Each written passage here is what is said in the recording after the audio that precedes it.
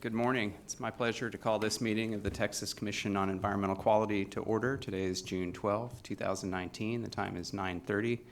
With us today are Commissioner Emily Lindley, and for the General Counsel's Office, Mary Smith. I'm John Neerman, and Ms. Smith, please call the first item. The first item is the consideration of the ALJ's proposal for decision and proposed order concerning the applications of GCGV Asset Holding LLC for new air quality permit numbers 146425 PSD TX 1518 and 146959 PSD TX 1520. The applicant should go first, followed by the protestants, the ED, and then OPIC in that order. By letter dated May 24th, 2019, the parties were provided the following oral argument time limits. The applicant, 10 minutes, protestants, 10 minutes, collectively, the ED, 5 minutes, and OPIC, 5 minutes. The applicant may save time for rebuttal as it bears the burden of proof. The presence of those who have signed in on this item but noted they would not be speaking will be noted for the record. And Mr. Derek Seal is here to present this item for the applicant. Good morning. Good morning, Mr. Chairman, Commissioner Lindley, General Counsel. As Ms. Smith stated, I'm Derek Seal. I'm an attorney with the law firm of Winstead PC, and I'm here on behalf of GCGV Asset Holding LLC. We also have various representatives of the GCGV here, including GCGV's project executive, Paul Guilfoyle, who's back here. I think we're going to save most of our time for rebuttal. I know you've thoroughly reviewed the briefs. We would like to thank you for your time today, and we would also like to express appreciation to various TCEQ teams, the air permitting team, and the legal division. They've spent 2 years working on this permit, over 2 years working on this permit application, and we just appreciate the time they've dedicated to it. GCGV does support the administrative law judge's PFD and proposed order. We also support the minor changes recommended in the executive director's exceptions. We would point out we believe that the thorough record in this matter provides strong support for the ALJ's recommendations in the PFD and proposed order. As Ms. Smith pointed out, there are 2 separate permit applications before you. There's one for a main site, that's the petrochemical plant, and then there's one for an adjacent rail yard. There are 3 overarching themes with regard to these applications. First, GCGV prepared these applications in the same way that any prudent applicant would have prepared an application like this. We had a well-experienced permitting team who's been doing this for decades. The second thing is TCEQ processed these applications just like TCEQ processes all other comparable applications. There's not anything different in there. And the third thing is the draft permits include the same comparable types of conditions that are in all other comparable permits. There's not anything different here. Any contention that something more or something different should have been done would be counter to TCEQ's well-established permitting process. So, for example, the draft permits are in fact practically and legally enforceable based on those same similar permit terms that I'd mentioned earlier. If these draft permits are not enforceable, then I would submit to you that none of your PSD permits for similar facilities are enforceable. With regard to TCEQ's 3-tier back review process, that was the process that was utilized. That was the process that all other applications utilize. And this process has been approved by EPA, and it establishes the correct methodology for evaluating BACT. The facility design information included in the applications fully support the emissions calculations, which the draft permit conditions are based on. The design information, again, is provided is comparable to same type of design information provided in similar applications. And the record shows that TCEQ has a well-established process in place if there are any design changes that require a change, and that could be through an alteration or that could be through a permit amendment if needed. Fourth, the AP42 emissions factors, which have been criticized, those factors have been used consistently for over 20 years. They're nationally used, and one of our expert witnesses referenced them as conventional. They're so well established. The one unusual thing about this permit is that for the reasons stated in GCGV's exceptions brief, we would request that the draft permits be given immediate effect. The legal authority to do so is explained in several cases over the last 15 years. And as we pointed out in our brief, we're aware of at least 5 cases for air permit applications which have come back from a contested case hearing where this commission has given immediate effect to the permits. This is a position that the commission and the Attorney General supported in an appeal of one of those cases. We've worked through the permitting process for the last 26 months, and as you know, a key legislative purpose of Senate Bill 709, which these permit applications are subject to, was to provide certainty to the process by limiting the time frame for a contested case hearing. We've already exceeded that time frame by 60 days. So providing an immediate effective date would provide certainty and would alleviate some of the disadvantages that have resulted from that 60-day delay. And Mr. Chairman, Commissioner, I'd be happy to answer questions now or wait till after rebuttal. I have none. Commissioner Lindley? No questions, thank you. Thank you. Thank you. Counsel for protestants.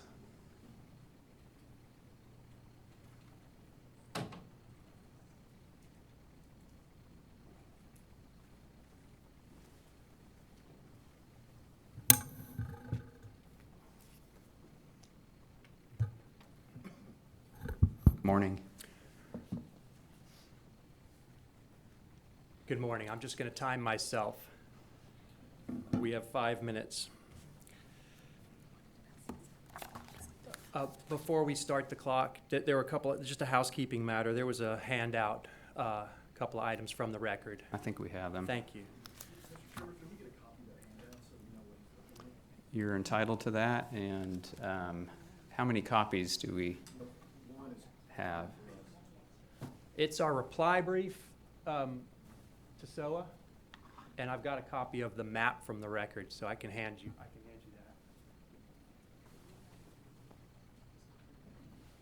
It will be in your backup. It's part of the record. So Ron has confirmed. So can I give you this? It's not in there. Can we look on the same sheet? Yeah.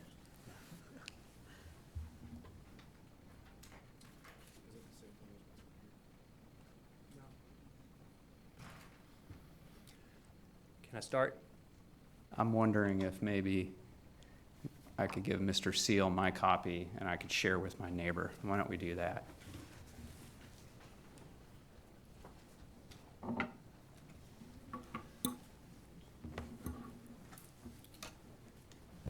right, I think we're ready. Thank you, Chairman Neerman, Commissioner Lindley. In my 5 minutes, I'm calling your attention to 2 issues. And state your name and Elon affiliation for the record. Thank you. Elon Levine for the protestants. Thank you. We briefed several issues around the lack of transparency and the lack of enforceability. I want to talk about just one legal error with respect to the enforceability of the permit. Application representations are conditions upon which the permit is issued. Exxon is bound by their application representations just as if they were written into the permit itself. That's in your rules, and that is what your staff testified to many times. But the application representations are deemed confidential. They're not in the public file. How can affected members of the public enforce confidential permit conditions? They cannot.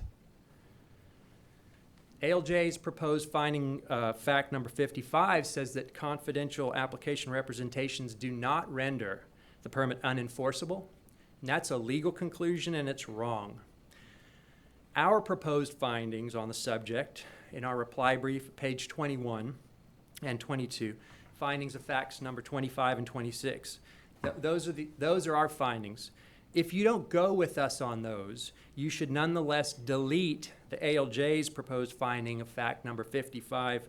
It is wrong as a matter of law. Let me turn to the second issue I want to talk about today, which is monitoring. Inside the fence line, to detect leaks of VOCs, the ALJs recognized that optical gas imaging has been around for a decade. It's being used at other petrochemical plants, and that Exxon has actually marketed OGI as an efficient way to detect leaks. The test is not whether to make, the test to decide whether to make Exxon do this optical gas imaging is not whether it is required or not. The test is, what's the best available technology to detect VOC leaks so they can be quickly plugged? So we urge you to accept OPIC's recommendation, and you just have to add the words "and OGI" to the ALJ's proposed finding of fact number 45. That's all you need to do to add this monitoring that will enhance the current proposed leak detection and repair conditions and protect the neighbors. And by the way, if you're not willing to say that OGI is backed, then you can still require it today under your broad authority to protect the neighbors and to protect public welfare. Now, let me raise another monitoring issue. This is at the fence line. Exxon's own modeling shows plumes of toxics, benzene, formaldehyde, butadiene, and others, at and beyond the fence line. That is a map, many maps in the record, and you've got one in front of you. At the fence line and beyond the fence line, where my client, Dewey McGee, who's here today, lives with his 14-year-old granddaughter. And 4 generations of his family have lived right at that fence line, and they're there today. Other petrochemical plants are using fence line monitoring for toxics. Under a 2015 rule for refineries, oil refineries are supposed to use fence line monitoring for toxics. Another ethane cracker in Pennsylvania, in Beaver County, Pennsylvania, that Shell is building, is using this exact fence line monitoring for their toxics. And the reason that the ALJs are not proposing it to you is because it's not required in some rule or policy. Again, the test is not, is it required? The test is, will it make for a more protective permit? And again, you can order Exxon to do fence line monitoring under BACT, or you can do it as part of your broad discretion to protect the public welfare. In closing, let me just say this. The questions and the concerns about transparency and enforceability of the permit and the record in this case give you ample grounds to impose the modest additional monitoring that we and that OPIC are recommending. You know you have the authority to impose optical gas imaging that will speedily identify and fix VOC leaks, and to impose the inexpensive, common fence line monitoring that will help ensure that the neighbors are protected. And I just want to ask those that drove up from this area down here to just stand up and be recognized. Thank you. Thank you. Thank you for being here. Thank you for making the trip. Executive Director. Mr. Frederick. Oh, That's only half. I'm sorry, that was only 5 minutes. That's right. And that's only half the pro-environment forces here. Good morning. My name is David Frederick. I was one of the counsel for Sierra Club in this case, and I'm going to also limit in my 5-minute presentation to you myself to 2 topics, one of which is addressing the Public Information Act and how that might or might not interact with the confidential business information issues that you've heard a good deal about. And then if we have time, I'll return to a problem I have, the club has, with an error that's known to be an error in the mayor and yet which is not recommended for being fixed. So turning first to the Public Information Act issue, the executive director in its exceptions suggested really, that the Public Information Act offers a way for citizens to get access to this confidential information. That's simply not a practicable, workable solution. If one turns, so the proposal is that citizens would file open records requests with your agency. Your agency would refer it to the AG. The AG would decide whether or not GCVG had been overly aggressive in claiming confidential business information. That's roughly a 90-day process, 65 business days, and depending on how many holidays and so forth are scattered around in there, that's a 90-day delay. That all by itself is some burden. The greater burden, however, is that the citizens will ultimately be forced to hire engineers, at least one and maybe 2, maybe some sort of industrial consultant, simply to get access to information so the citizens can determine whether or not they can do some monitoring of the facility and determine whether or not it's in compliance with its permit. The way the AG process works is that the applicant will be allowed to prepare affidavits, which it can just get from its own staff or its already paid consultants, to the effect that this information really is business information. It's not generally known in the industry. It's valuable to us. We've taken some pains to keep it secret. Some things like that the law requires, and submit affidavits. Well, the only way citizens can participate in that process then is to go out and get themselves some engineers, and that can become very quickly a very costly undertaking. Additionally, of course, there's always the possibility AG will agree with GCGV in this case, and say, oh yeah, that is trade secret, you can't have it. Well, so then the citizen's right back where we started, where you can't monitor compliance with the permit, and you certainly can't bring any kind of enforcement action to enforce the permit because you don't have the data that are necessary to determine whether or not the permittee is in compliance with the permit. The Public Information Act is simply not a credible workaround to turn what is otherwise not a practically enforceable permit into an enforceable permit. So, well, you should not give much weight to the Executive Director's suggestion about the Public Information Act. Turning my attention to the Mayor. Late in the formulation of this draft permit, your staff wisely added a special condition 39 to the draft permit, and that special condition requires that the destruction efficiency for the thermal oxidizer on the wastewater treatment plant equalization tanks have a 99% destruction efficiency. Unfortunately, the values for the Maillard had already been calculated earlier. I meant to check this morning and did not whether the dispersion modeling included, I think it did include the value from the Maillard, but the value from the Maillard was calculated on a 98% destruction efficiency. So the value in the Maillard is actually approximately twice as high. There's some other variables that play into the actual Maillard value, but at least one component of that calculation is twice as large for the Maillard as it is for as it actually is under the permit. So the net result of that is you've got a Maillard that overstates the allowable emissions. When subsequent industrial operations come along and they want to pull your database to find out what are all the other emission sources in the area, they're going to pull that Maillard, and that Maillard is going to say that the emissions are going to have a value for emissions that's higher than it really is. It's also going to make it really difficult to enforce the permit. Almost nobody is going to walk backwards to find out that, oh yeah, back here there's this special condition that actually requires an emission value for VOCs that's lower than the one in the permit. So these are trivial amounts of emissions that we're talking about here, but it's sloppy, it's not professional, it's totally unnecessary, so it ought to be fixed before you folks approve it. So I'll answer any questions you have, but that's the end of my planned talks. Thank you. I have no questions. Commissioner Lindley? No questions, thank you. Thank you. Executive Director. Good morning, Commissioners, General Counsel, Public Interest Counsel. I am Sierra Redding of the Environmental Law Division. With me today is Jeff Greif of the Air Permits Division. The Executive Director respectfully recommends the Commission adopt the Administrative Law Judge's proposal for decision with the Executive Director's proposed changes as recommended in the Judge's June 6th letter. Thank you, and we are available for questions. I guess I would just ask you to share your thoughts on the confidential business information issue, as well as this issue about the thermal oxidizers and the merit table and special condition 39.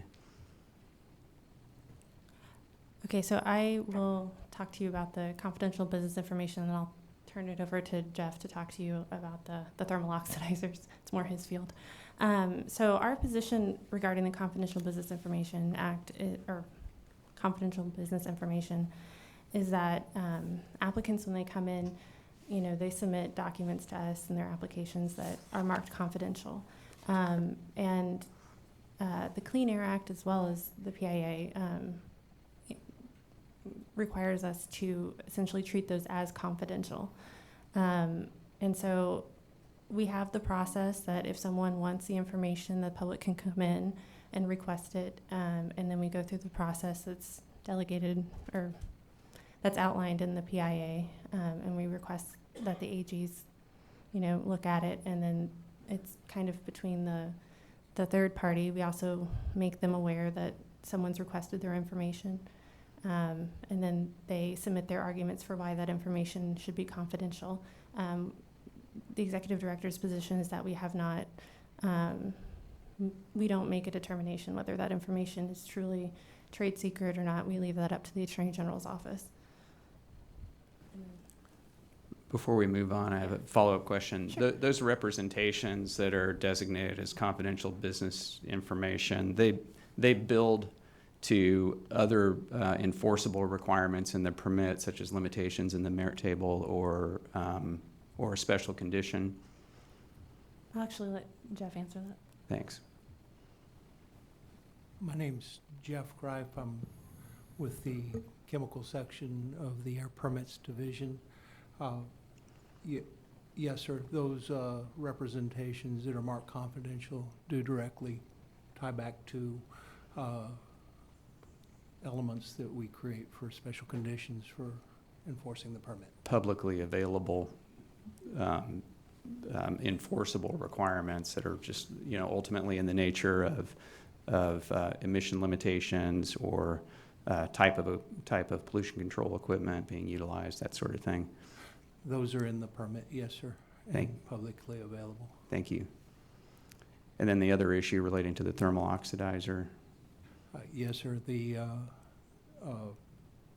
comment is accurate. The thermal oxidizer is regulated in the special conditions to a destruction efficiency that's slightly higher than the initial calculation that went into the maximum allowable emission rate table and was subsequently modeled to ensure the impacts were acceptable.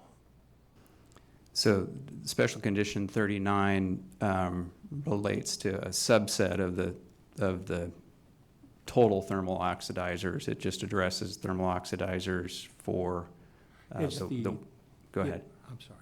Yes, sir. The thermal oxidizers for the wastewater treatment system, and the efficiency applies to the control of the VOC from the source. Okay, so thermal oxidizers, generally the limitation is expressed in the merit table, but as to these particular thermal oxidizers for the waste tanks, there is an additional requirement that's recorded at special condition 39.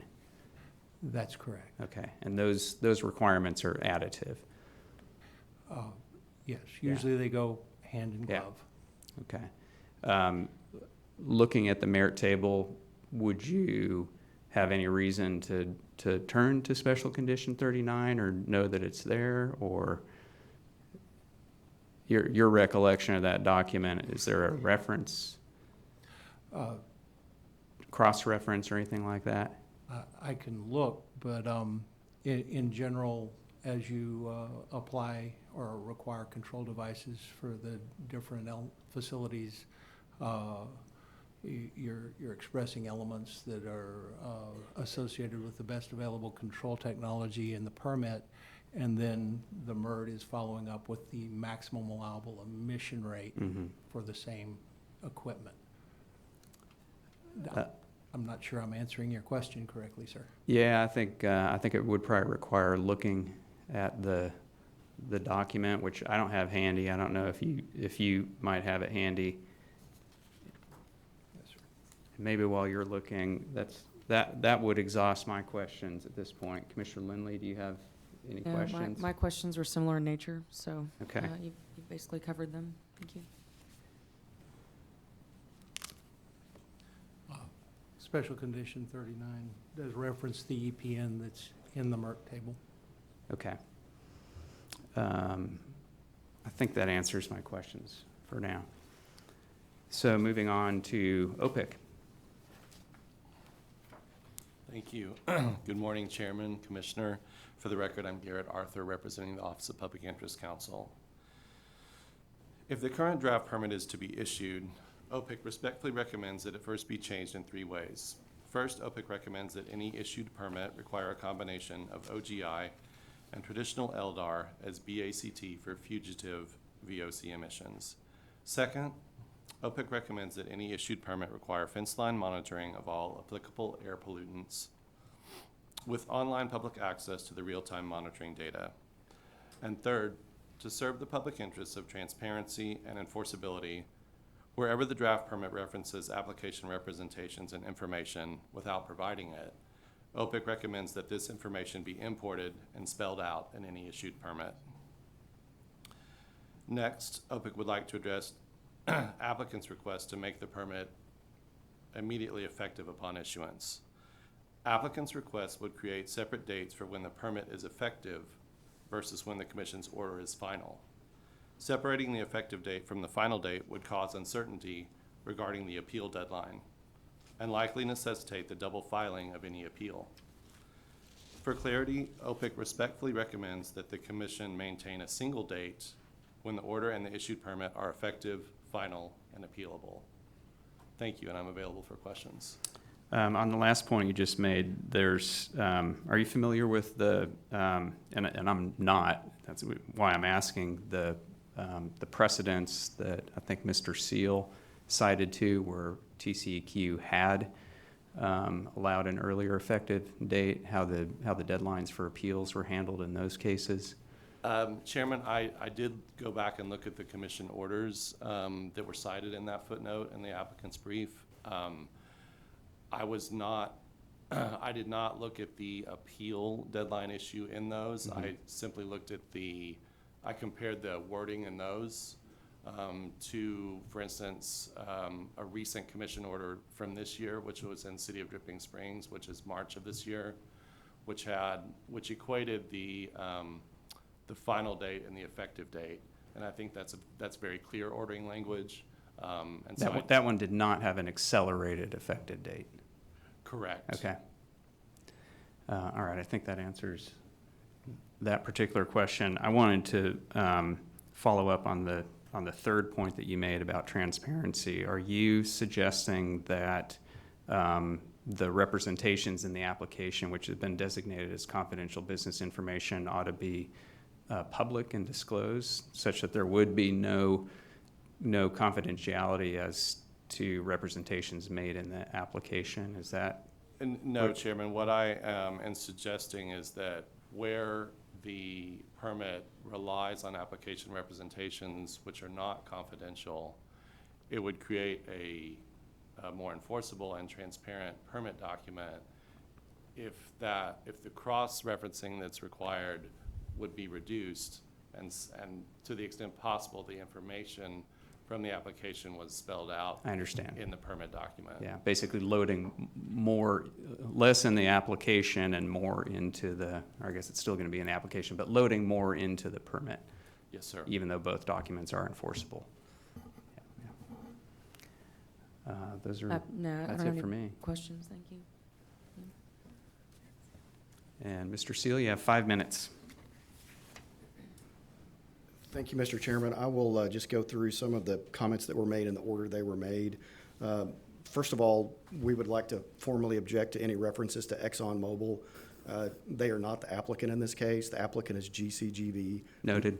Thank you. Thank you, Mr. Chairman.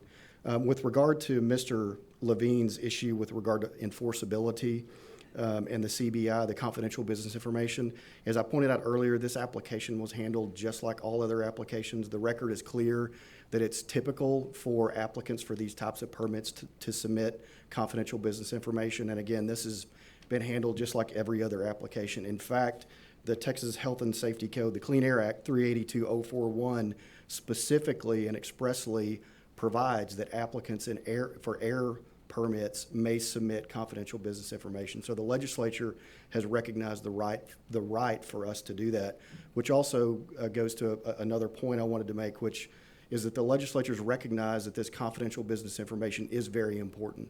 It's not something that the legislature has suggested should be given more than a lot of weight. With regard to monitoring, the OGI, the optical gas imaging, the record is clear that's never been used as backed in Texas. My recollection from the record is that EPA, if OGI is going to be required, it's got to be required with something else. But it's not backed in Texas. There's testimony in the record as to several reasons why it's not backed. And I would request that I would think if you want to make it backed, you shouldn't do it on a case-by-case determination. You should probably change your guidance document so that the regulated community is aware of what the requirements will be up front. With regard to fence line monitoring, The record is full of information. It's never been done for a chemical plant in Texas. It's been done for refineries. Refineries operate differently. Fence line monitoring is not backed. And Mr. Levine had mentioned that it would make the permit more effective. Well, that's not the test for back. There's a lot more to a back determination that goes into whether or not it is backed. Again, if you want to change your policy, you're certainly free to do that, but we would ask that you don't do it on an ad hoc basis at the end of a permitting process, that you change your policy up front so that applicants are aware of what the requirements are going to be going in. With regard to Mr. Frederick, again, he spent some time on confidential business information. I think I've already addressed that. With regard to Special Condition 39, I think Mr. Greif is exactly correct.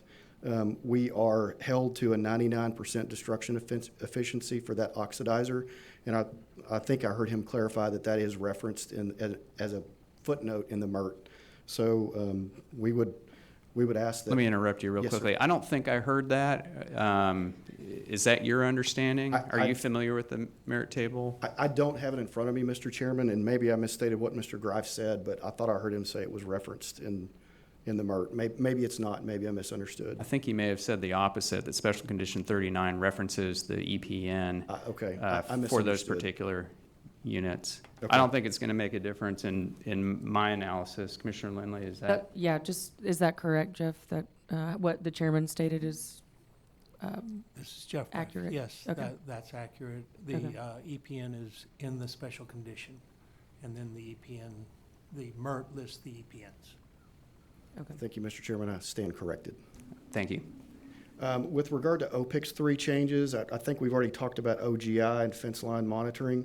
With regard to incorporating some of the application representations, again, I would suggest that if you want to do that, which you certainly can, that rather than doing that on an ad hoc basis at the end of the permitting process, that you let applicants know up front that this is going to be something that's going to happen so that you incorporate it into the draft permit up front. And Mr. Chairman, with regard to the precedent that I'd mentioned with regard to the immediate effective date, that was the Tenaska case. And in that particular case, the issue was exactly what you had brought up, which is when is the filing deadline for an appeal in Travis County District Court. And the Attorney General representing the agency was very clear that the appeal filing deadline ran from the effective date of the permit. And maybe you would need to go back in and refile after the motion for rehearing period had run its course.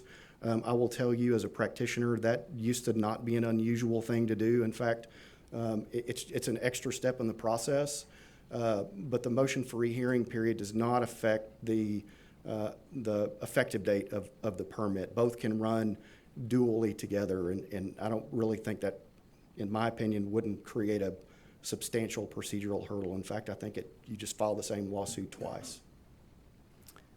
I appreciate that. Anything else? That's all I have, unless you have questions. I don't have any at this point. Commissioner No, Lindley? I'm good, thank you. Thank you. Well, the parties have litigated numerous issues and sub-issues on this matter, and let me dive into it, I guess. Confidential business information. I mean, it strikes me that applicants, regulated entities that have trade secrets and need air authorizations for those need some means of maintaining the confidentiality of their information. And it's true that permit representations are enforceable. And so what do you do about representations that aren't immediately transparent to the public? I think there are 2 prongs to the analysis. One is whether the requirements are federally enforceable, and I understand that the standard there is whether or not the administrator, the EPA administrator, is able to enforce. The EPA administrator has a process whereby they can obtain the confidential business information. So I think that prong is satisfied. The other prong is the permit practically enforceable? And a little bit different analysis there. And it seems to me that we're not so much operating in the arena of the Open Records Act, although it's certainly true that a citizen could request information under the Open Records Act and have that process play out, and they may get the information, they may not get the information, but I think the provisions that are really important, of primary importance in the permit, are limitations that are expressed in the merit table, special conditions. These are really the end result, the conclusions of the representations that have been made in the permit, and it's a little bit challenging for me to imagine a situation where a regulated entity has complied with all of the limitations and requirements expressed in the permit, but has somehow violated a confidential representation in the application in a way that they ought to be subject to citizen suits. They're still going to be subject to EPA enforcement. They're still going to be subject to TCEQ enforcement. And even if there were a citizen suit filed, now we're operating in the arena of the courts, where we're not under the rubric of the Open Records Act. We're in a territory where the court could allow for a protective order for a citizen group, for example, to examine confidential business information under a protective order, or perhaps the judge could do, in-camera review. So I understand the citizen suit perspective and those concerns, but it's not a convincing argument for me. So I'm okay with the confidential business information remaining confidential. I think it needs to in the applications.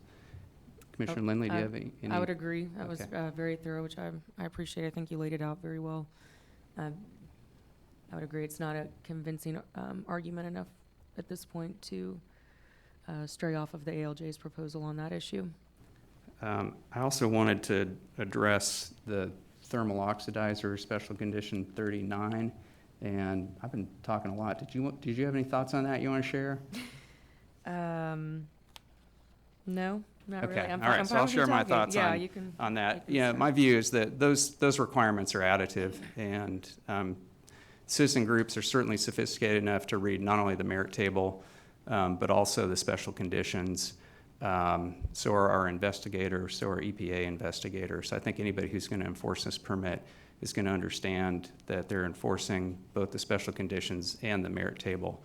I'm not sure what the merit table says. Is there a footnote in the merit table that says see special condition 39? If there is, great, there's not an issue. If there's not, I view that as really style points. The form could perhaps be better, but there's no way that that anybody who seeks to enforce special condition 39 is going to be prevented from doing so, because the merit table references the entire class of thermal oxidizers and not these particular thermal oxidizers. So I'm at peace with that issue as well. I'm too. I mean, I appreciate the conversation on it today. I'd like to think that helps some. And one thing that is, excuse me, along those lines, but didn't come up, but I just want to mention, sorry, is AP 42. It was discussed pretty thoroughly, I think, at the hearing. And I just wanted to, note for the record that I do think it's appropriate. I believe that was the executive director's thoughts on that as well. It's used in the calculation. It's not the limit.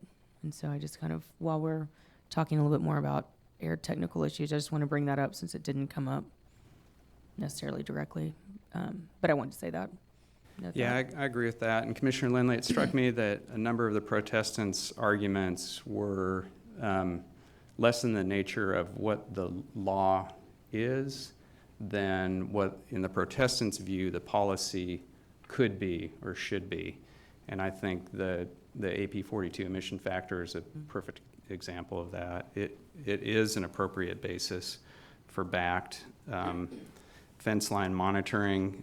You could debate the policy choices about that, but the law does not require fence line monitoring.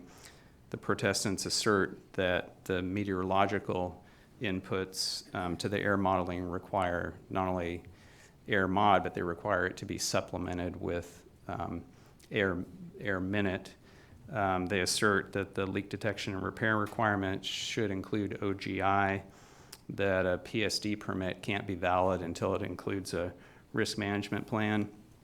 And we can certainly debate the merits of those assertions as policy choices, but I think the ALJ's conclusion that the draft permit meets the legal requirements, specifically on those points and others, I think is correct. I think the ALJs have done a commendable job here, and I don't see a basis to overturn any of their conclusions or findings. I came to the same conclusion. I agree. I think it was an exhaustive process, and appreciate the work the ALJs did. And I would agree that at this point, adopting the ALJ's proposed order is what I'm comfortable doing. What are your thoughts about the applicant's recommendation that we accelerate the effective date? I would be comfortable, I guess, granting that request. But I would want to note, this was discussed, but these were questions I had about that request, and our general counsel's office confirmed that I want to note that changing the effective date doesn't alter when the order becomes final and appealable, and that changing the effective date does not alter the party's rights to file a motion for a hearing, and nor would changing it, the effective date, alter, any other considerations for any motions for rehearing that might be filed. So just stating that on the record. Yeah, I think I'm comfortable with accelerating the effective date as well, but just to pile on a little bit, this does not signal that that we would shortchange the request for rehearing process, and we would still carefully and seriously consider any requests for rehearing. And I would also note that the applicant, if they elect to commence construction during this time period, would do that at their own peril. Right. And speaking just to the process and not to the merits at this point, we very well may grant a request for rehearing. So there's uncertainty about how that would play out. I would want to emphasize that. Right. I'm glad you said that. I would have said that as well, that it's the applicant that bears the risk at this point moving forward if we choose to grant that. And so I can start a motion? Yeah, I And think if we've covered everything we need to cover in order to begin the motion. I do want to add something else. I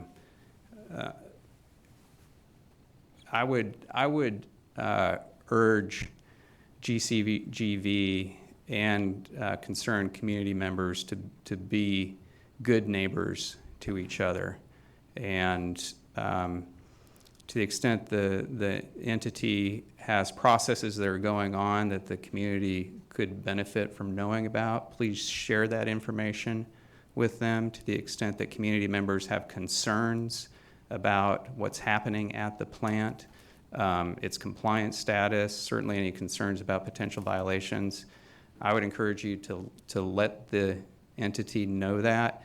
Let us know that too. We have a regional office in Harlingen, just right up the road. The regional director, Jaime Garza, is a great guy. He's a wonderful resource. So we issue permits with the intention of the entities complying with those permits and intend to enforce them. So in summary, be good neighbors to each other. That's great advice. And I'm ready to entertain a motion. Yes. Okay, with that, I move that we adopt the ALJ's proposed order as modified by the ALJ's letter dated June 6, 2019, with the following change. Revise ordering provision number 6 to state, the effective date of this order is the date that it is signed by the Commission. The order will become final as provided by Texas Government Code 2001.144 and 30 Texas Administrative Code 80.273, that we grant the permit applications of GCGV Asset Holding LLC for new air quality permit numbers 146425 PSD TX 1518 and 146959 PSD TX 1520, and adopt the ED's response to comments. The motion has been made. I second it. All those in favor say aye. Aye. The motion carries.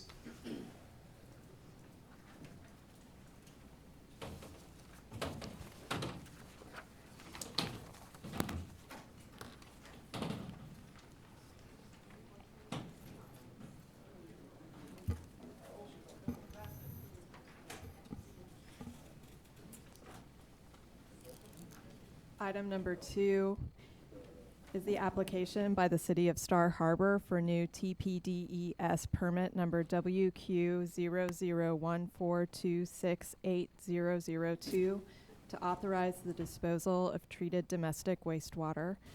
The parties have been notified that the commissioners will not take oral argument but may ask questions, and the presence of those who have signed in on this item will be noted for the record.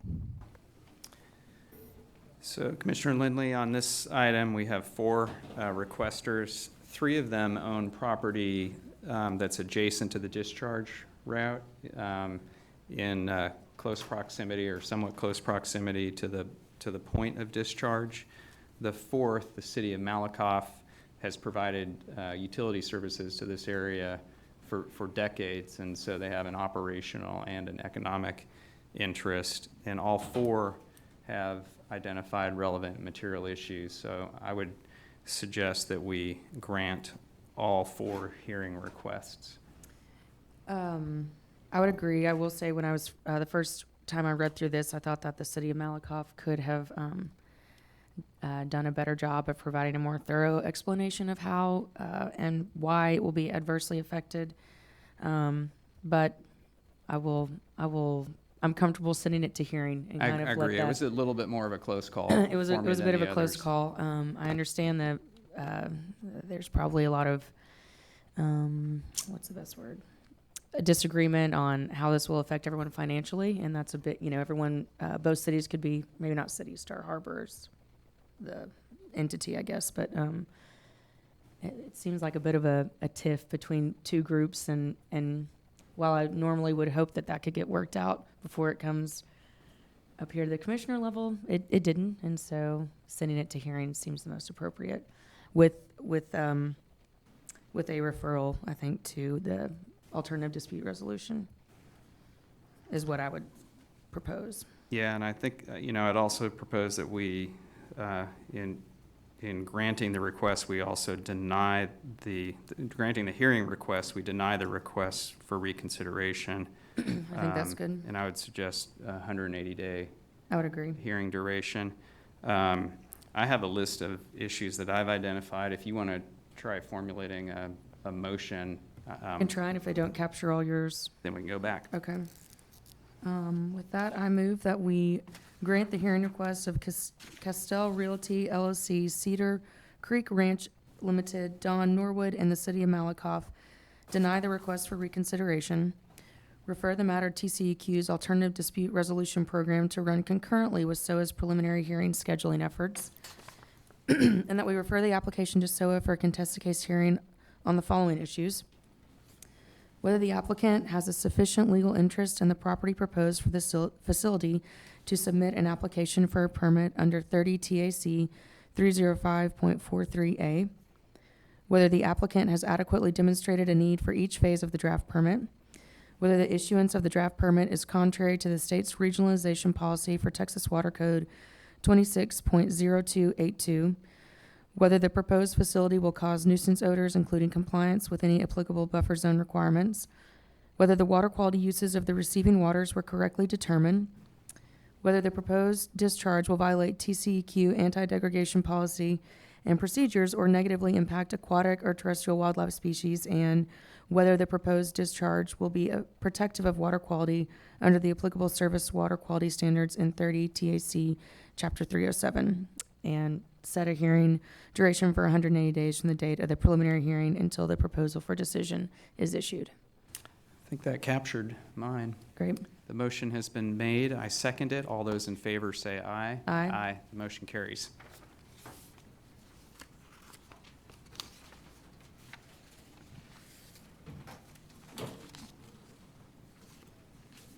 Item number 3 is the application by Texas LNG Brownsville LLC for new air quality permit number 139561. The parties have been notified that the commissioners will not take oral argument but may ask questions. And those parties that have signed in, their presence will be noted for the record. And Commissioner Lindley, we have several requesters on this item. All but one are located well beyond the point where they could claim a personal justiciable issue. I agree. The city of Port Isabel is a little bit more interesting case, and I wanted to hear your thoughts on that. Oh, It's a well, I'd love to hear your thoughts as well. Kind of similar to the last case. I think the city, they did a pretty, when I first started reading through it, I was on the page of the city of Port Isabel not being deemed an appropriate party for a hearing. I've read through it.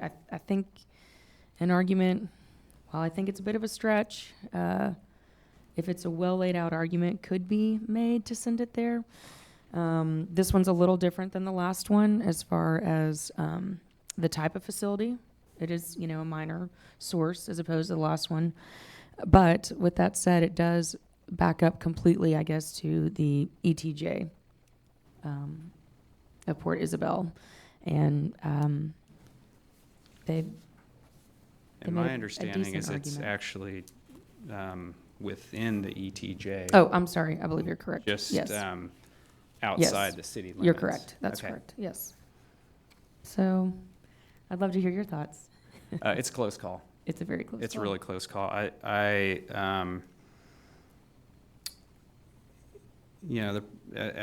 just mentioned, the facility is adjacent to the city limits. It's within the ETJ. It's about a mile from the nearest city facility, an animal shelter, and so it's on the bubble for me. But I do think that the better reading of this record in the way that the lawyers have articulated the evidence and the arguments, that the better reading and the more defensible position is that we identify the city as an affected person.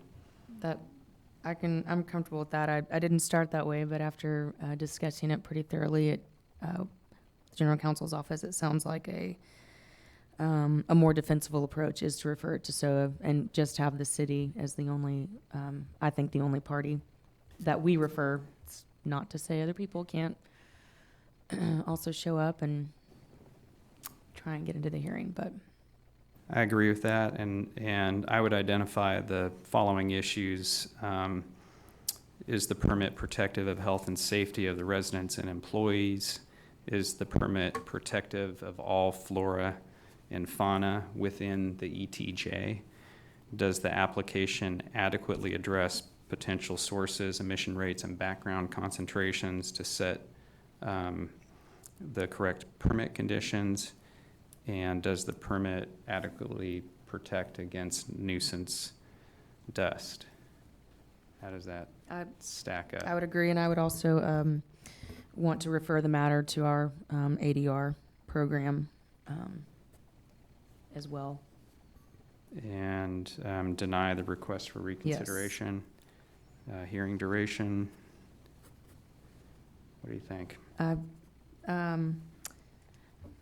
I kind of am torn on this one. I'd be willing to shorten it a little. Sure. The issues are substantial, but it is just one party. Mm-hmm. And so I'd like to hear your thoughts. I kind of landed on about 150 days, just a little bit shortened. But if you I'm good with that. wanted to go shorter even, I could entertain that. That's fine. I'm ready to Okay. hear a motion. Okay, make sure I capture that.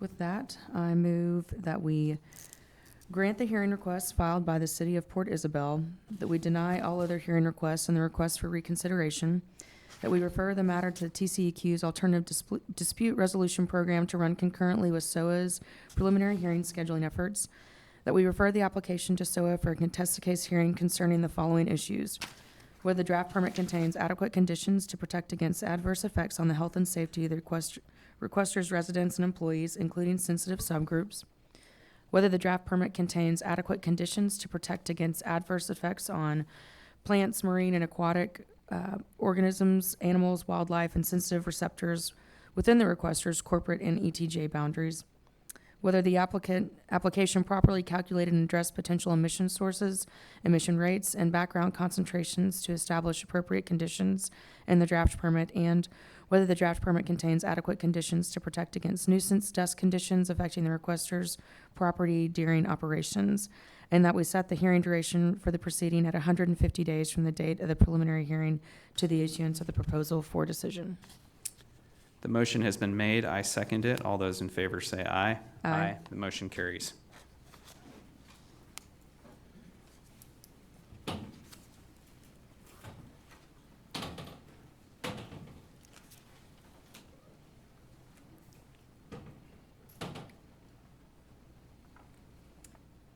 Item number 4 is the consideration to affirm, modify, or set aside the emergency order appointing a temporary manager for the public water system owned by Perrin Water Systems Incorporated and operated by Texas Rain Holding Company Incorporated. The ED should speak first as the movant, followed by the respondents, Perrin Water Systems and Texas Rain Holding Company, who have not signed in, do not appear to be here. Hearing requesters, presently none. Mark Patterson as the temporary manager, and then OPIC. As the movant, the ED may reserve time for rebuttal. The OGC recommends a 5-minute time limit on each party's presentation. And the executive director's staff is here to present the item. Good morning. Good morning, Chairman, Commissioner, General Counsel, and Office of Public Interest Counsel. My name is Logan Harrell, and I'm the attorney in Litigation Division representing the executive director in this matter. With me today is Adam Taylor, also with the Litigation Division, Kenny Dykes with the Water Supply Division, and Nubia Estrada with the Abilene Regional Office. Item number 4 is a proposed order modifying the emergency order in the manner of Perrin Water Systems, Inc. and Texas Rain Holding Company, Inc. issued on May 3rd by the executive director. On April 13th, 2018, the executive director referred Perrin and Texas Rain to the Office of the Attorney General for civil enforcement, including the appointment of a receiver for violations regarding low water pressure, water outages, failure to maintain disinfection, and water leaks throughout the utilities distribution system. On March 11th, 2019, a Travis County District Court issued a final default judgment and permanent injunction against Perrin and Texas Rain. These issues persisted in 2019. Starting on March 20th through May 3rd, 2019, TCEQ conducted 7 investigations after receiving customer complaints about low water pressure and no water being provided at all. During these investigations, TCEQ was able to confirm these complaints. The utility also experienced 2 multi-day outages. The first outage occurred on March 20th through March 22nd, 2019, and the second outage occurred on April 28th through May 3rd, 2019. The Jack County Commissioner provided pallets of bottled water to the affected customers of the utility during the second outage. Also during these investigations, the TCEQ confirmed the water being provided was not being properly disinfected. Therefore, the utility has been abandoned because respondents failed to provide appropriate water treatment that poses potential health hazards, failed to adequately maintain the facilities, resulting in potential health hazards, extended outages, and repeated service interruptions, failed to secure alternative water supplies during the 2 water outages, and displayed a pattern of failing to respond to TCEQ or the customers. Accordingly, on May 3rd, 2019, the executive director issued an emergency order appointing Mark Patterson as the temporary manager of the utility to ensure continued service to the customers. The utility is currently providing continuous and adequate water service to the customers, and no complaints have been received since Mr. Patterson was appointed as temporary manager. The executive director respectfully requests that the commission adopt the May 3rd, 2019 emergency order with the modifications recommended by the executive director. The modifications recommended by the executive director correct typographical errors and ensure the facts related to the investigations are accurately reflected. The modifications also include a provision requiring the respondents to submit records to Mr. Patterson in order to ensure he can continue providing continuous and adequate water service to the customers. And we're here to answer any questions you may have. Thank you. I have none. Commissioner Lindley? No questions, thank you. Is there anyone here from Perrin or Texas Rain? Is any hearing requesters? I doubt it. Is Mr. Patterson present? Mr. Patterson, will you come forward, please?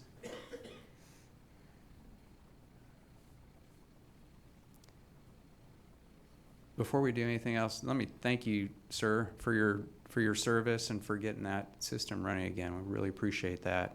And to the extent you have any comments or observations you want to share, we're happy to hear them. Nothing really. We appreciate the opportunity to get to work with y'all, and we appreciate the opportunity to get to help the people of Perrin. Not to be critical, everybody has to work within the limitations of the law, but the question that the people kept asking me is, why did it take so long for y'all to get here? And, anything that you as a group, or the TCQ as a group, or the PUC can do to help alleviate these in a more timely manner would be greatly appreciated by the citizens. Thank you. I appreciate that. It's a very fair comment, thank you. And Mr. Patterson, for the record, your name is Mark Patterson, and are you affiliated with any particular entity? My name is Mark Patterson, and I live in Collinsville, Texas, and I own Patterson Water Supply. Thank you, sir. Appreciate that. Thank you for coming today. Thank you. OPIC. OPIC recommends approval of the proposed order affirming and modifying the executive director's May 3rd emergency order appointing Mr. Patterson as temporary manager of Perrin Water Systems Utility. And I'd also like to add my office's thanks both to the ED staff and to Mr. Patterson for working to bring about some relief for these folks. Thank you. Commissioner Lindley, any questions or comments? No, This is an easy one. Yes. Yeah, I think we need to go ahead and affirm the appointment. I agree. I move that we adopt the ED's proposed order modifying and affirming the May 3rd, 2019 emergency order appointing Mark Patterson as temporary manager for the Perrin Water System with the following change. Revised ordering provision number 3, subclause 2 in the ED's proposed order to state, fail to provide appropriate water treatment that does not pose potential health hazards. The motion has been made. I second it. All those in favor say aye. Aye. Motion carries.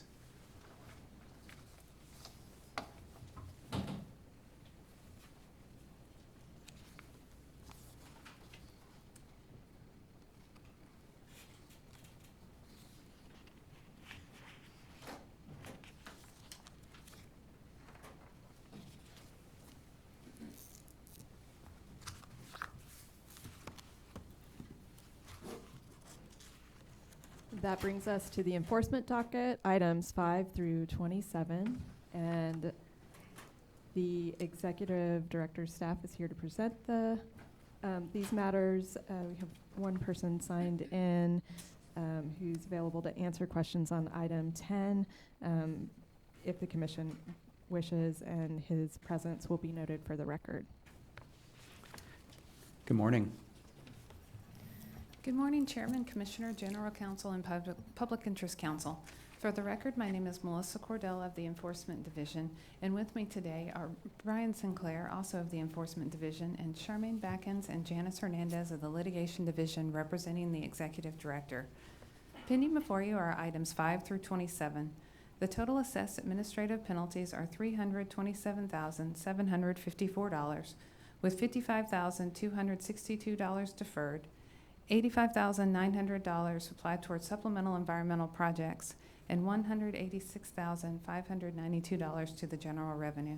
We respectfully request approval of these items and are available to answer any questions you may have. Any questions? Just one. It relates to item 5, but it's kind of an enforcement question in general. I'm just using them as the example. When we find out there's failure to, we're noting that there's failure to submit an application for renewal at least 6 months prior to the expiration of a permit. And I know we see that not all the time, but we see it on occasion, that kind of thing. Can you talk about just briefly if and what kind of what's required of the company, or I guess the permit holder in this situation to, I'll just say it this way, it kind of frustrates me when this happens, because I think that's poor form on the companies to drop the ball on that. And so I'm just kind of wondering, how does it affect if it does affect their compliance rating for, say, the next year or that year or whenever we discover that? If you can just kind of talk through that. Yes, Commissioner Lindley. It will affect their compliance history rating once the violation becomes part of an effective order. And when it becomes part of effective order on that date, it will, the violation points associated with it, that are calculated in accordance with Chapter 60 in the Administrative Code, will count the next time that the calculation, the compliance history rating calculation takes place, which we do every year on September 1st. And so this order, if it becomes effective, if you approve it today and it becomes effective when the order is signed, then that effective date will be reflected in our database. And when the calculation is run again on September 1st of this year, then it will That'll be a factor. count. Yes. Gotcha. Okay. And when does it roll off? Yeah. It will roll off the calculation that's done. It'll roll off in 5 years, and then from a, if it was effective today, it doesn't roll off. The rating would still be in effect. Whatever, 5 years. What is that? Plus the end of that rating term. The end of that until rating term, until it'll roll off the compliance history, and then the next time the calculation takes place, then the violation points associated with this order would go away. Yeah, it's like a credit score. If you get a ding, it stays on there for 7 years or whatever. It stays on there, but if compliance is achieved in accordance with Chapter 60, there's a lessening of the impact in years 3, 4, and 5. That's helpful. Yeah, and not to pick on Ball Metal Beverage Container Corp. I mean, that is, I don't like that kind of violation, but they're not the only people out there that have dropped the ball and not resubmitted their permit application in time. So just wanted to note that. Otherwise, I don't have any other questions. OPIC. My office reviewed these items and we support approval of the proposed orders. Thank you. I've reviewed them and think it's appropriate to move forward. I agree. With that, I move that we adopt items 5 through 27 as recommended today by the Executive Director. The motion has been made. I second it. All those in favor say aye. Aye. Aye. The motion carries.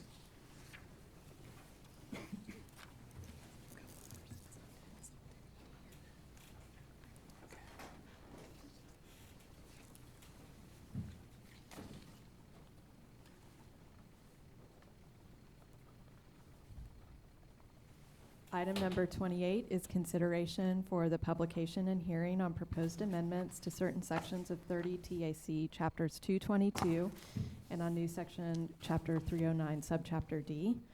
The Executive Director's staff is here to present this item. Good morning. Good morning, Chairman Neerman, Commissioner Lindley, General Counsel and Public Interest Counsel. On behalf of the Executive Director, I am Rebecca Moore with the Water Quality Division, and with me today is Michael Parr with the Environmental Law Division.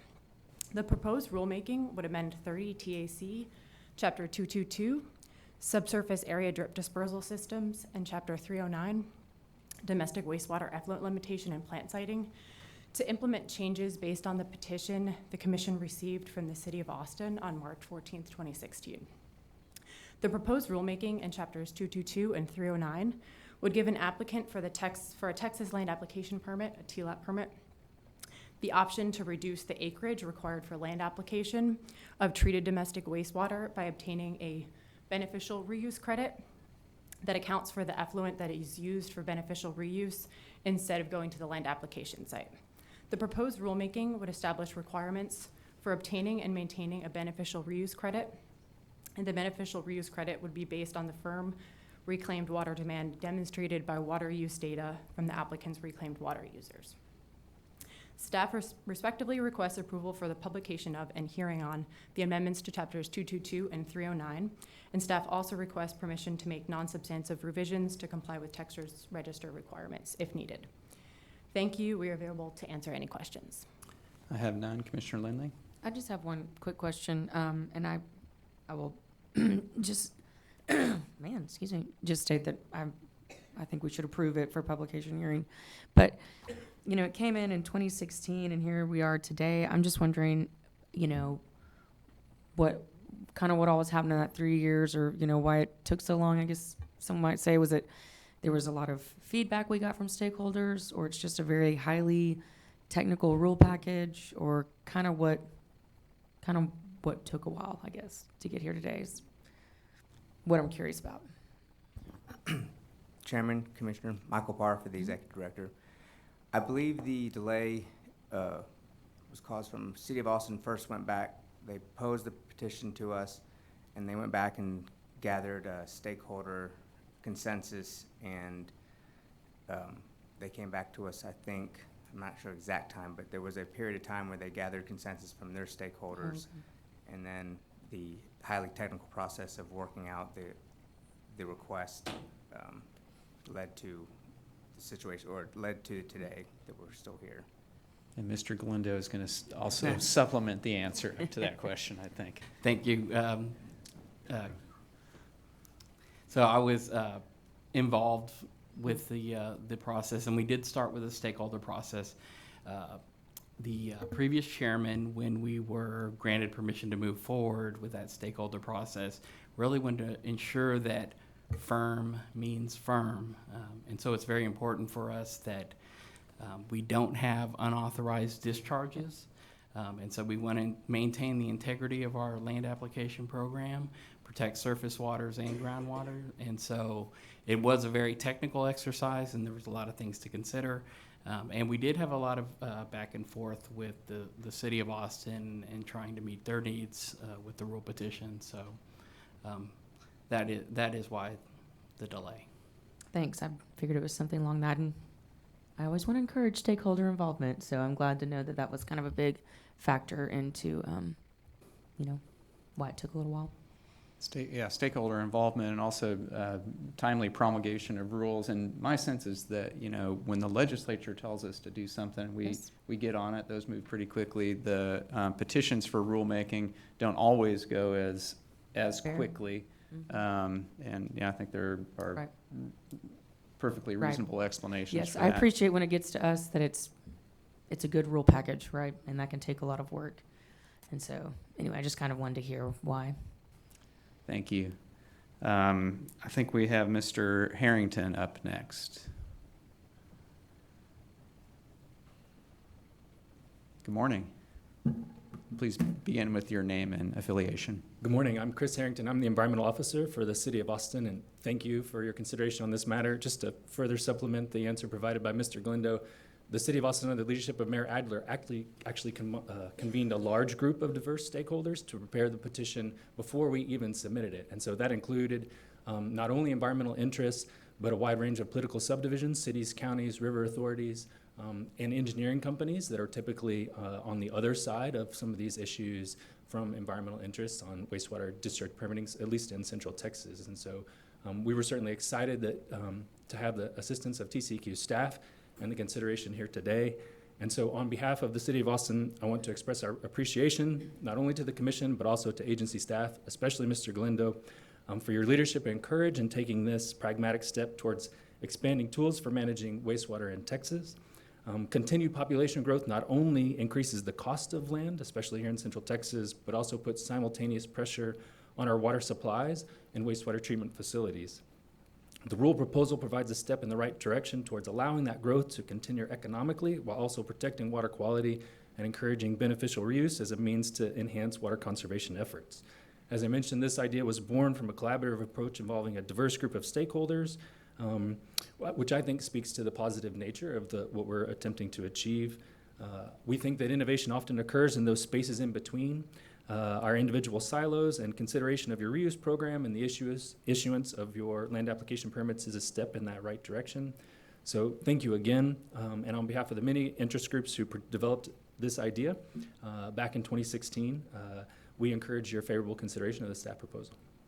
Thank you. Commissioner Lindley, any questions? Yeah, thank you. Mr. Appreciate Harrington, that. I would like just to say thanks to the City of Austin for bringing this petition for us. I think it's good policy, and I'm glad to see us moving forward with it. Thank you, sir. Thank you. OPIC. OPIC recommends approval for publication of and hearing on these proposed amendments to Chapter 222 and 309, so the Commission may invite public comment on these amendments relating to beneficial reuse credits. I agree, and I'm ready to entertain a motion. I move that we approve for publication and hearing the proposed amendments to certain sections of 30 Texas Administrative Code, Chapters 222, and the new sections of Chapter 309, Subchapter D, which provide a method for obtaining a beneficial reuse credit that will account for off-site beneficial reuse as recommended by the Executive Director. The motion has been made. I second it. All those in favor say aye. Aye. The motion carries.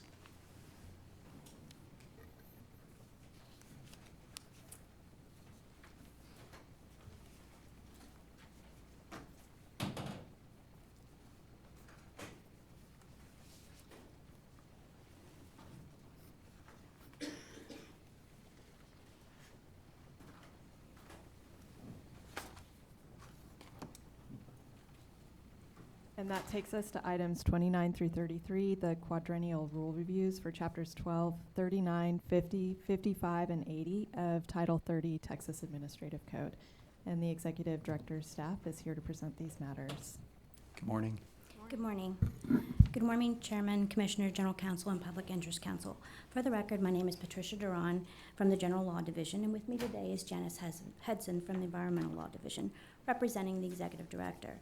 Pending before you are items 29 through 33, the adopted rule reviews of 30 TAC Chapters 12, 39, 50, 55, and 80.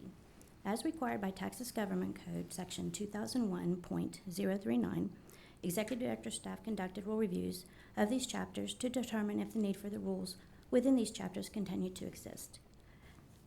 The proposed notices of the rule reviews were published in the January 4th, 2019 issue of the Texas Register.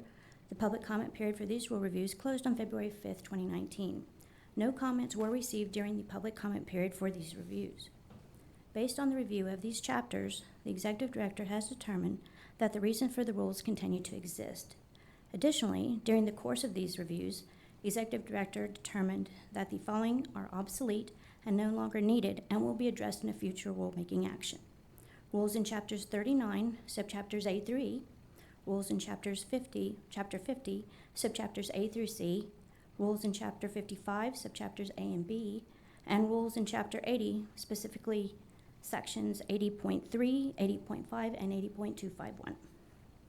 Respectfully recommend approval of the adoption of the rules review of 30 TAC Chapters 12, 39, 50, 55, and 80.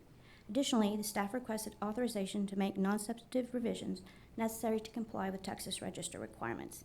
Thank you. Project managers and attorneys assigned to these chapters are here with us to answer any questions you may have. Thank you. And just to be clear, the obsolete rules that were identified all pertain to applications that were pending as of September 1st, 1999, of which there are no longer any, correct? Correct. Thank you. Any questions? No, thank you. OPIC. OPIC recommends adoption of these reviews and readoption of these chapters as presented by the Executive Director. I agree. I think we should adopt the review, readopt the rules, and then, as suggested, have the Executive Director staff prepare a separate rulemaking to remove the obsolete rules. I agree.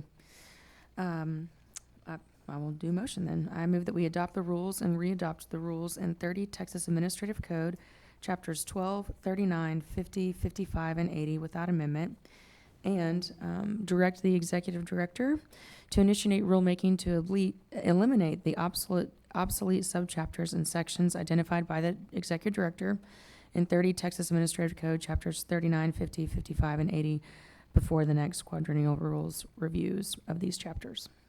The motion has been made. I second it. All those in favor say aye. Aye. The motion carries.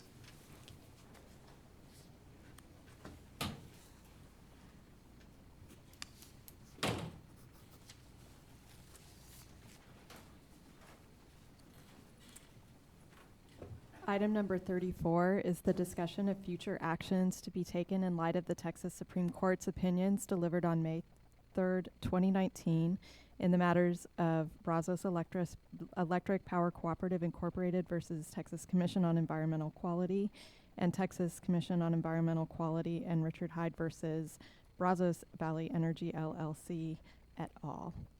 The ED staff is available to answer questions, and the presence of those who have signed in but do not wish to speak will be noted for the record. Thank you. So, Commissioner Lindley, as you're aware, the court struck down TCQ's determination that heat recovery steam generators are not eligible for tax exemptions as pollution control property, and so we need to do something different going forward. And I think the purpose of this conversation is to try to provide some instructions to staff on what we ought to do next. Yes, which is not an easy discussion. The court didn't help us out very much in trying to determine what would be the best course of action. That was certainly my sense. And just to bracket this conversation, I think what we're talking about is only a prospective process. We're not talking about the applications that are subject to litigation, and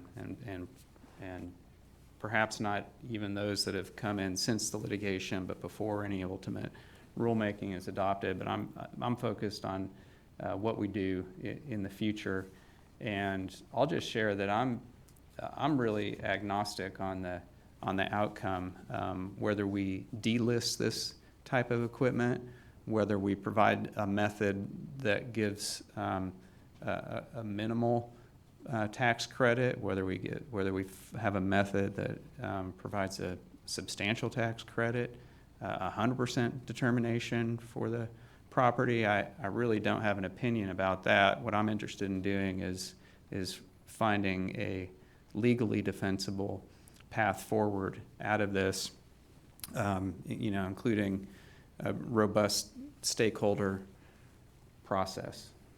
I completely agree. I don't have answers. I don't know what the best outcome is going to be right now.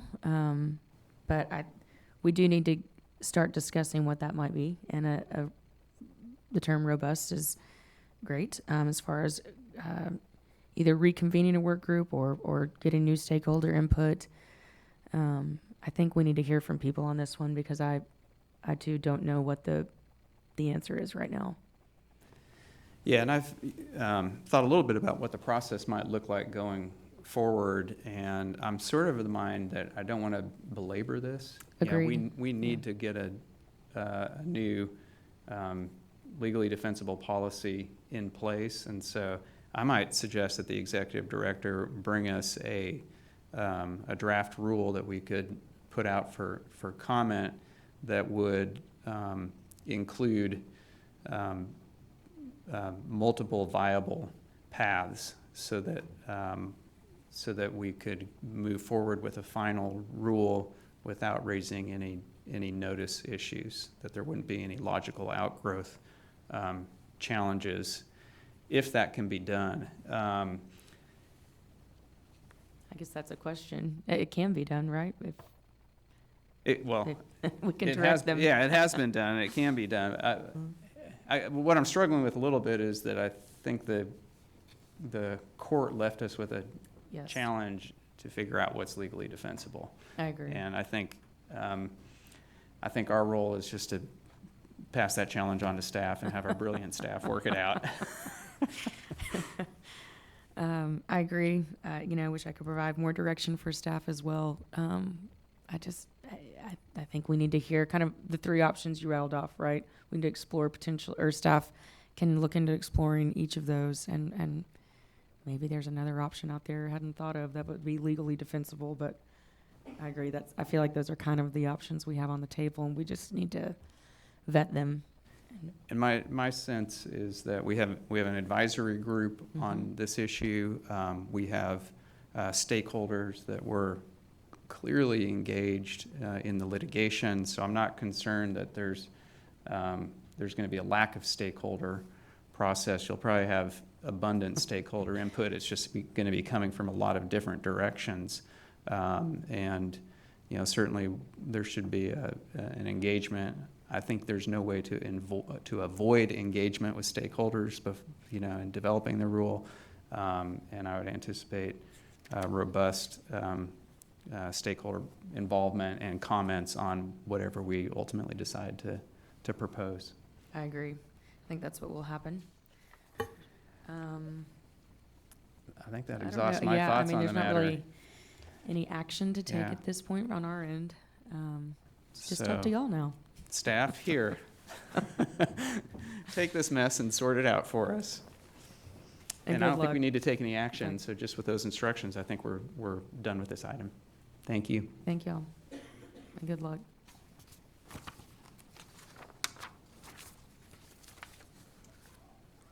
Item number 35 is our public comment session, and we do not have anyone signed in to speak at this time.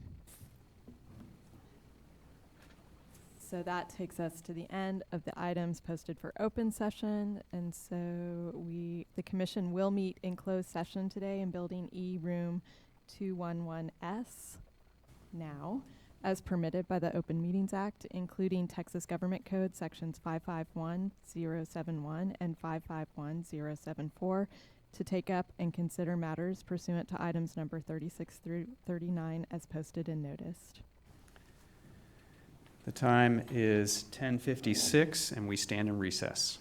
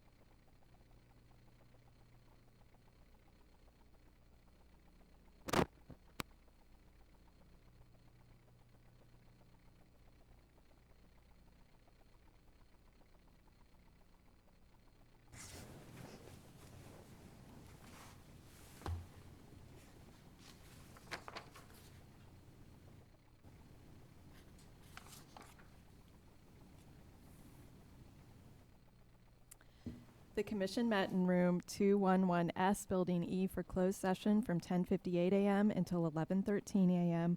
on items 36 and 37, as posted and noticed pursuant to Texas Government Code Section 551074. No action was taken. The time is 11:14. We are adjourned.